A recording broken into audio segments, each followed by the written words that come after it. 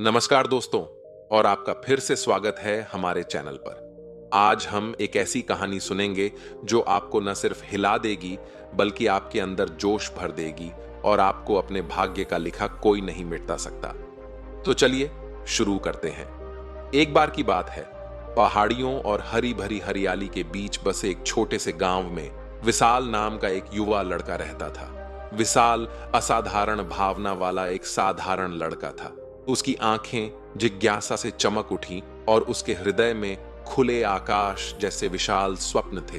विशाल का परिवार गांव के कई लोगों की तरह दूर दूर तक फैली उपजाऊ भूमि पर खेती करके अपनी आजीविका कमाता था। हालांकि जीवन सरल था, लेकिन इसमें चुनौतियां भी शामिल नहीं थीं।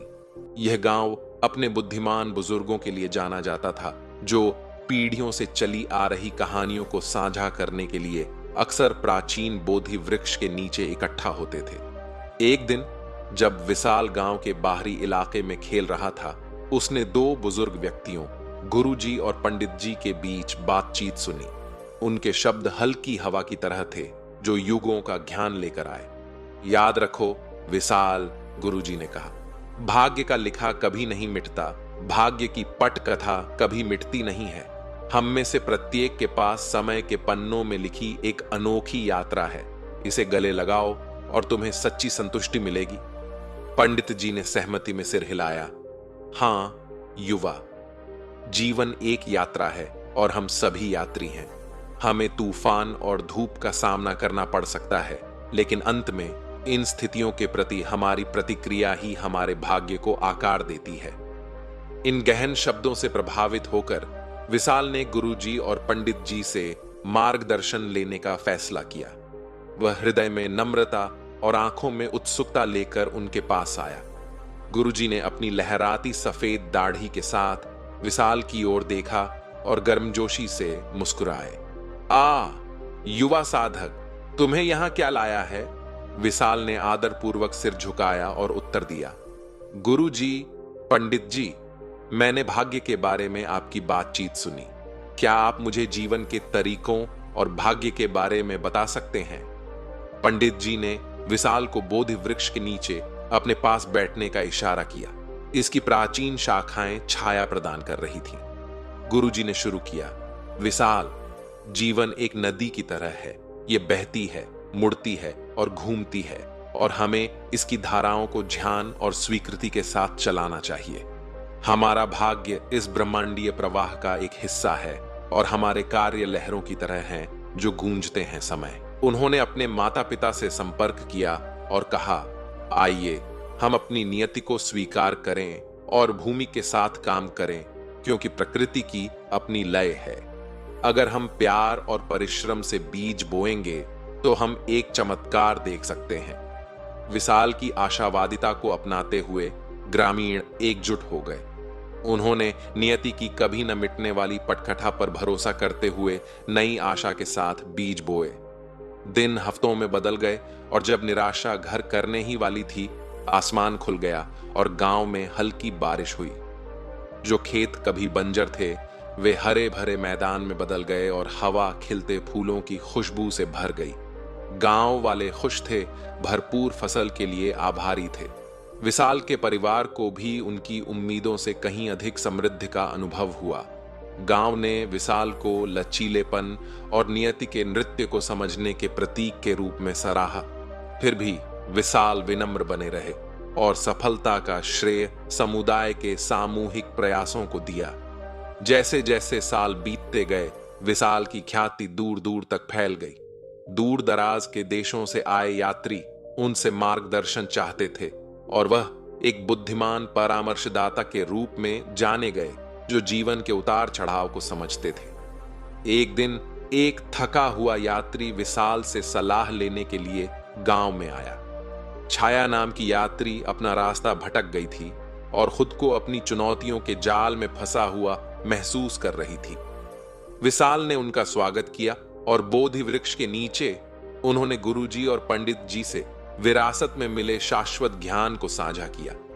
छाया, विशाल ने कहा, भाग्य का लिखा कभी नहीं मिटता। भाग्य की पटकथा कभी मिटती नहीं है। अपनी यात्रा को अपनाएं, तूफानों से सीखें और सूरज की रोशनी के साथ नृत्य करें। आपका भाग्य ब्रह्मांड के ताने बाने में जटिल रूप से बुना हुआ है और आपका हर कदम एक भव्य ब्रह्मांडीय नृत्य का हिस्सा है। छाया ने ध्यान से सुना और जैसे ही शब्द उसके दिल में बस गए, उसे उद्देश्य और लचीलेपन की एक नई भावना महसूस हुई। कृतज्ञता के साथ उसने विशाल को धन्यवाद दिया और आगे आने वाली हर परिस्थिति का सामना करने की बुद्धि से सुसज्जित होकर अपनी यात्रा जारी रखी। विशाल की कहानी और भी फैल गई, जिससे आने वाली पीढ़ियों को प्रेरणा मिली। गांव न केवल भौतिक संपदा में बल्कि अपनी आत्मा की समृद्धि में भी समृद्ध हुआ। बोधि वृक्ष समय बीतने का गवाह था। इसकी प्राचीन शाखाएं गहन सत्य को फुसफुसाती थीं। भाग्य का लिखा कभी नहीं मिटता, नियत की अमिट लिपि। जैसे जैसे मौसम बदला और साल आगे बढ़े, विशाल ने ज्ञान और करुणा के साथ अपने समुदाय की सेवा करना जारी रखा। गांव सद्भाव का प्रतीक बन गया। दूर दूर से लोग यहां आए, जो न केवल भौतिक समृद्धि चाहते थे बल्कि जीवन के जटिल नृत्य की गहरी समझ चाहते थे। विशाल, जो अब एक श्रद्धेय बुजुर्ग हैं, ने कोमल नामक एक प्रशिक्षित को नियुक्त किया। कोमल सवालों से भरी दिल और ज्ञान की प्यास वाली एक उत्साही युवा महिला थी। वह उसी विनम्रता के साथ विशाल के पास पहुंची, जिस विनम्रता के साथ विशाल कई साल पहले गुरुजी और पंडित जी के पास आया था। विशाल गुरुजी, कोमल ने कहा, मैंने आपकी बुद्धिमत्ता और जीवन के बारे में आपकी गहरी समझ की कहानियां सुनी हैं। क्या आप मुझे आत्मज्ञान के मार्ग पर मार्गदर्शन करेंगे? कोमल की आंखों में जिज्ञासा की वही चमक देखकर विशाल गर्मजोशी से मुस्कुराया, जिसने कभी उसकी अपनी यात्रा को प्रज्वलित किया था। बोधि वृक्ष की छाया के नीचे विशाल ने कविता के साथ कालजयी शिक्षाओं को साझा करना शुरू किया। विशाल ने समझाया, जीवन कोमल परस्पर जुड़े क्षणों की एक श्रृंखला है, जिनमें से प्रत्येक का अपना महत्व है। कुंजी प्रत्येक क्षण में मौजूद रहना, जीवन की सुंदरता की सराहना करना और मोड़ को अनुग्रह के साथ पार करना है। कोमल ध्यान में डूब गई और जैसा कि विशाल ने एक बार किया था, उसने इन शिक्षाओं को अपने दैनिक जीवन में लागू किया। साथ में उन्होंने बोधि वृक्ष के नीचे कहानी कहने की परंपरा को जारी रखा। लचीलापन, करुणा और नियति के अटूट नृत्य की कहानियां साझा की। एक दिन यात्रियों का एक समूह विशाल से मार्गदर्शन लेने के लिए गांव में आया। उनमें रतन नाम का एक थका हुआ व्यापारी था, जो अपने व्यापार की चुनौतियों के बोझ से दबा हुआ था।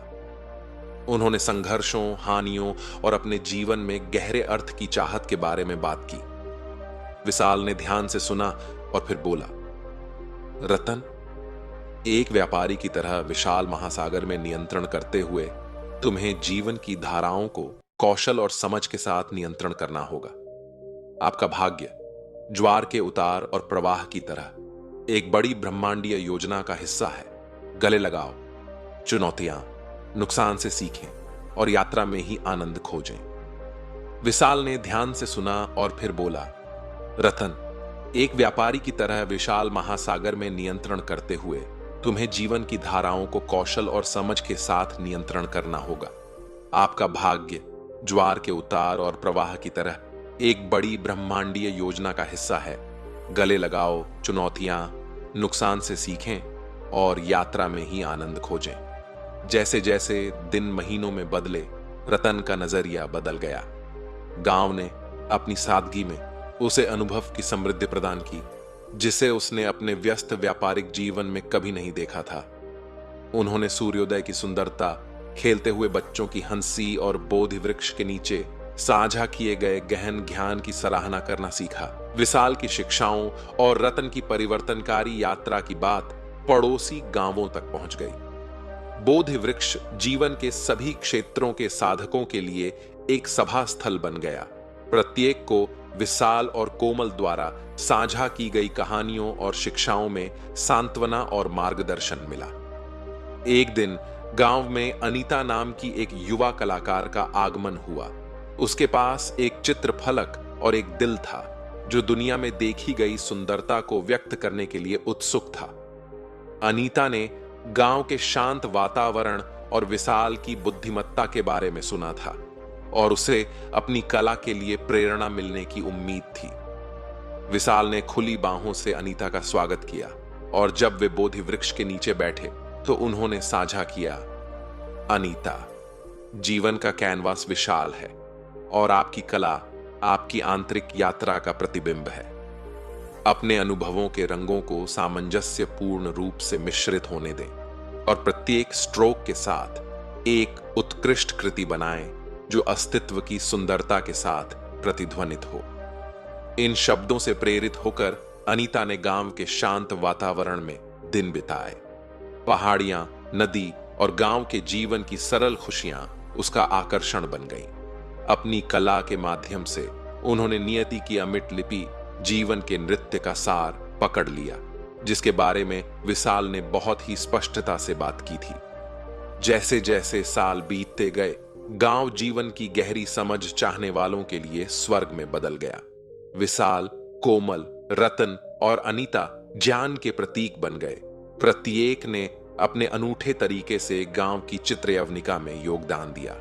बोधि वृक्ष के नीचे उन्होंने कहानियां, शिक्षाएं और कला साझा करना जारी रखा, जिससे एक ऐसा स्थान बना जहां जीवन के सभी क्षेत्रों के लोगों को सांत्वना और प्रेरणा मिली। एक समय छोटा सा गांव नियति के धागों से जुड़ा व्यक्तियों का एक संपन्न समुदाय बन गया था और यह समझ रहा था कि जीवन की यात्रा एक साझा नृत्य है और इसलिए भाग्य का लिखा कभी नहीं मिटता की कहानी सामने आती रही। इसके पन्ने मानवीय अनुभव के विविध रंगों, पीढ़ियों से चले आ रहे ज्ञान और नियति के वर्तमान नृत्य से भरे हुए थे, जिसने उन सभी को एक साथ बांध दिया था। ऊंचा और प्राचीन खड़ा बोधि वृक्ष नियति की अमिट लिपि द्वारा लिखी गई अंतहीन कहानियों का मूक गवाह बना हुआ है। जैसे ही गांव विशाल, कोमल, रतन और अनीता द्वारा साझा की गई बुद्धिमत्ता से समृद्ध हुआ, उनके जीवन में एक नया अध्याय शुरू हुआ। एक समय युवा प्रशिक्षु कोमल स्वयं एक बुद्धिमान शिक्षिका बन गई थी। उन्होंने बोधि वृक्ष के नीचे प्राप्त शिक्षाओं को आगे बढ़ाते हुए अपने स्वयं के प्रशिक्षुओं को नियुक्त किया। कोमल के प्रशिक्षुओं में से एक सिद्धार्थ नाम का एक उत्साही युवक गांव से परे की दुनिया का पता लगाने की तीव्र इच्छा रखता था। उन्होंने नई भूमि की खोज करने और विभिन्न संस्कृतियों का अनुभव करने के अपने सपने कोमल के सामने व्यक्त किए। प्रिय सिद्धार्थ, कोमल ने सलाह दी, जैसे ही आप अज्ञात की ओर बढ़े, बोधि वृक्ष की सीख याद रखें। दुनिया की विविधता को अपनाएं, हर मुठभेड़ से सीखें और गांव के ज्ञान को अपने दिल में रखें। नियति का नृत्य फैलता है हमारी परिचित पहाड़ियों से बहुत परे। कोमल के आशीर्वाद से सिद्धार्थ अपनी यात्रा पर निकल पड़े। उन्होंने सुदूर देशों की यात्रा की, विभिन्न पृष्ठभूमि के लोगों से मुलाकात की और गांव की कहानियों और शिक्षाओं को अपने साथ ले गए। सिद्धार्थ की बातचीत संस्कृतियों के बीच एक सेतु बन गई और उन्होंने ज्ञान की सार्वभौमिक भाषा के माध्यम से लोगों को जोड़ने में पूर्णता पाई। इस बीच रतन, जो एक समय बोझ से दबा हुआ व्यापारी था और अब जागरूक घुमक्कड़ बन गया, ने गांव में योगदान देना जारी रखा। उन्होंने व्यापार प्रथाओं की शुरुआत की जो निष्पक्षता, स्थिरता और सामुदायिक कल्याण पर जोर देती थी। गांव सामंजस्यपूर्ण वाणिज्य का एक मॉडल बन गया, जिसने उन व्यापारियों को आकर्षित किया जो न केवल लाभ चाहते थे बल्कि करुणा और अखंडता के मूल्यों को भी साझा करते थे। कलाकार अनीता ने जीवन की यात्रा के सार को दर्शाने वाली उत्कृष्ट कृतियां बनाना जारी रखा। उनकी तस्वीर गांव की दीवारों पर सजी हुई थी, जो लचीलेपन, करुणा और नियति के नृत्य की कहानियां बताती थीं। गांव से गुजरने वाले यात्री जीवंत कलाकृति को देखकर आश्चर्यचकित रह गए। प्रत्येक टुकड़ा गांव की अनूठी भावना का प्रतिबिंब था। जैसे जैसे साल बीतते गए, विशाल ने और अधिक चिंतनशील भूमिका निभानी शुरू कर दी। बोधि वृक्ष के नीचे मौन चिंतन में घंटों समय बिताया। ग्रामीण, युवा और वृद्ध खुशी और दुहक के क्षणों में उनका मार्गदर्शन चाहते थे। विशाल, अब चांदी के बालों के मुकुट के साथ नियति की अमिट पटकट्ठा का जीवंत अवतार बन गया। एक दिन छाया, वह यात्री जिसने वर्षों पहले विशाल से मार्गदर्शन मांगा था, गांव लौट आया। वह विशाल की शिक्षाओं से प्राप्त ज्ञान को लेकर जीवन के उतार चढ़ाव से गुजरी थी। विशाल गुरुजी, छाया ने कहा, मैं जीवन की राहों में भटक चुकी हूं और आपके शब्द एक मार्गदर्शक प्रकाश रहे हैं। मैंने सीखा है कि नियति का नृत्य चुनौतियों से भागने के बारे में नहीं है, बल्कि उन्हें विकास के अवसरों के रूप में अपनाने के बारे में है। छाया ने अपने अनुभवों से जो ज्ञान प्राप्त किया था, उसे स्वीकार करते हुए विशाल ने सिर हिलाया। बोधि वृक्ष की शाखाएं हवा में धीरे धीरे सरसरा रही थीं, मानो शिक्षक और छात्र के बीच मौन समझौते की प्रतिध्वनि हो रही हो। वह गांव, जो अब ज्ञान के अभयारण्य के रूप में दूर दूर तक जाना जाता है, फलता फूलता रहा। नई पीढ़ियों का जन्म हुआ और बोधि वृक्ष के नीचे दी गई शिक्षाएं श्रद्धा के साथ प्रसारित की गईं। गांव नियति के नृत्य को समझने और अपनाने की स्थायी शक्ति का एक जीवित प्रमाण बन गया था। जैसे ही इस सांसारिक मंच पर विशाल का समय समाप्त होने वाला था, ग्रामीण उनका आभार व्यक्त करने के लिए एकत्र हुए। बोधि वृक्ष के नीचे सूर्यास्त के सुनहरे रंगों के साथ गर्म चमक बिखेरते हुए विशाल ने समुदाय को संबोधित किया। प्रियों, नियति की पटकथा ने हमारे जीवन को एक सुंदर चित्र यवनिका में एक साथ बुना है। जैसे ही मैं विदा ले रहा हूं, याद रखें कि आप में से प्रत्येक ज्ञान की मशाल लेकर चलता है। नृत्य जारी है और प्रत्येक चरण के साथ आपको उद्देश्य, आनंद मिले और अंतर संबंध जो हम सभी को बांधता है। उन शब्दों के साथ विशाल ने अपनी आंखें बंद कर लीं और गांव ने एक बुद्धिमान बुजुर्ग के निधन का सम्मान करते हुए एक क्षण का मौन धारण कर लिया। लंबा और कालातीत खड़ा बोधि वृक्ष समय और स्थान की सीमाओं से परे प्राचीन सत्यों को फुसफुसाता हुआ प्रतीत होता था। गांव, जो अब कोमल, सिद्धार्थ, रतन, अनीता और अन्य लोगों के सक्षम हाथों में छोड़ दिया गया है, ज्ञान के प्रतीक के रूप में विकसित होता रहा। बोधि वृक्ष, जिसकी शाखाएं स्वर्ग तक पहुंचती हैं, सांसारिक यात्रा और नियति के लौकिक नृत्य के बीच हमेशा मौजूद सबद का प्रतीक है। और इसलिए भाग्य का लिखा कभी नहीं मिटता की कहानी कायम रही, जो पहाड़ियों, नदियों और उन लोगों के दिलों में गूंजती रही जो नियति की अमोघ स्क्रिप्ट को समझने और अपनाने के मार्ग पर चले। दोस्तों, अगर आपको यह कहानी अच्छी लगी हो तो कृपया इस वीडियो को लाइक करें और अपने दोस्तों के साथ शेयर करें। हमारे चैनल को सब्सक्राइब करें और आध्यात्मिक ज्ञान से जुड़े और अधिक वीडियो देखें। धन्यवाद।